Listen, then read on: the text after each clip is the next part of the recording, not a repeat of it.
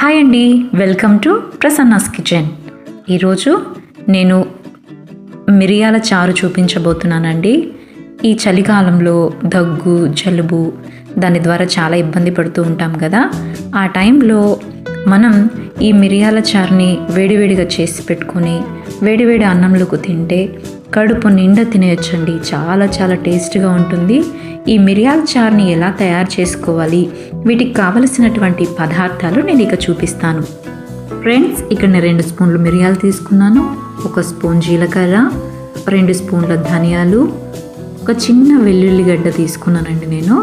ఆ తర్వాత ఒక చిన్న నిమ్మకాయ సైజంతా చింతపండు, 1 టమాటో తీసుకున్నాను, కరివేపాకు తీసుకున్నాను, కొత్తిమీర కూడా తీసేసుకున్నాను. ఫ్రెండ్స్, ఇప్పుడు ఈ జీలకర్ర, ధనియాలు వీటన్నిటిని మనము మెత్తగా మిక్సీకి పట్టుకోవాలి. చూసారా, ఇలా మెత్తగా మిక్సీకి పట్టుకున్న తర్వాత ఇందులోకి వెల్లుల్లిపాయలు చూపించాను కదా మీకు, ఆ వెల్లుల్లిపాయను కూడా ఆ పాయలుగా తీసుకొని నీట్గా వలచాల్సిన అవసరం లేదు, తొక్క ఉన్నా పర్వాలేదు. ఇదేని కూడా వేసుకొని వీటిని మెత్తగా మిక్సీకి పట్టుకోవాలి. ఈ విధంగా మెత్తగా మిక్సీకి పట్టుకున్నాం కదా, దీన్ని పక్కన పెట్టేసుకుందాం. ఇప్పుడు టమోటో, తర్వాత చింతపండు, తర్వాత కరివేపాకు, కొత్తిమీర ఈ అన్నిటిని కలిపి నేను చేయితో కలుపుతున్నానండి. దీన్ని అంతటినీ కూడా కొంతమందికి ఇష్టం ఉండదు. ఏదేమైనా కూడా ఏది ఎలా చేసుకుంటే బాగుంటుందో అలాగనే బాగుంటుందండి. ఈ మిశ్రమాన్ని ఇలా బాగా కలుపుకున్న తర్వాత మీకు చారు ఎంత క్వాంటిటీ కావాలో అంత తగినంత వాటర్ పోసుకొని పక్కన పెట్టేసుకోండి. ఇప్పుడు స్టవ్ వెలిగించుకొని స్టవ్ పైన కుండ పెట్టుకుంటున్నానండి నేను. ఒకవేళ మీకు కుండ అవైలబుల్గా లేకపోతే గిన్నెలో కూడా చేసుకోవచ్చు. నేను కుండలోనే పప్పు చేస్తానండి, ఇదే కుండలోనే చారు కూడా పెట్టుకుంటాను. ఈ కుండ హీట్ అయిన తర్వాత ఇందులోకి నేను కొద్దిగా ఆయిల్ వేసుకుంటున్నాను. ఆయిల్ మరీ ఎక్కువ వేసుకోకండి, రసంలో కానీ ఈ మిరియాల చారులో కానీ ఆయిల్ ఎక్కువ పట్టదు, కొద్దిగా వేసుకోండి. ఈ ఆయిల్ హీట్ ఎక్కిన తర్వాత ఇందులోకి నేను జీలకర్ర, ఆవాలు వేసుకుంటున్నానండి.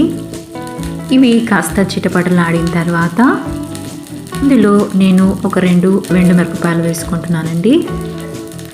వీటిని బాగా కలుపుకోవాలి. ఇలా బాగా కలుపుకున్న తర్వాత మనం ఏదైతే మిరియాలు, ధనియాలు, జీలకర్ర, వెల్లుల్లిపాయ మిక్సీకి వేసి పెట్టుకున్నాం కదా, ఆ పౌడర్ని ఈ తాలింపులోనే వేసుకోవాలి. దీన్ని తాలింపులో వేయడం వల్ల చాలా మంచి స్మెల్ వస్తుంది, చారు కూడా చాలా రుచిగా ఉంటుందండి. ఇలా వేసుకొని బాగా కలుపుకోవాలి. ఈ తాలింపు ఇలా బాగా వేగిన తర్వాత మనం టమాటాలు బాగా మ్యాష్ చేసుకొని వాటర్ పోసి పెట్టుకున్నాం కదా, ఆ మిశ్రమాన్ని మనము ఈ తాలింపులోకి వేసేసుకోవాలి. ఇలా వేసుకున్న తర్వాత మంటని మీడియం ఫ్లేమ్లో పెట్టుకుని తగినంత ఉప్పు వేసుకోవాలి.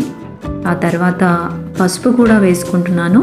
ఇలా పసుపు కూడా వేసుకున్న తర్వాత దీన్ని బాగా కలుపుకొని కాసేపు మనం కుండ పైన మూత పెట్టేసుకోవాలండి.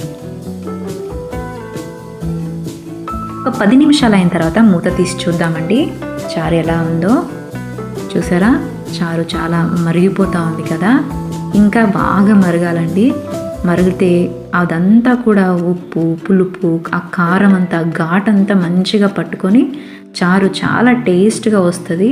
చాలా జాగ్రత్తగా కొద్దిగా ఓపికతో మీరు మరిగించుకోవాల్సి ఉంటుందండి. చూసారా ఫ్రెండ్స్, మనకు చారు రెడీ అయిపోయింది. ఇక స్టవ్ ఆపేసుకొని మనము సర్వ్ చేసుకో.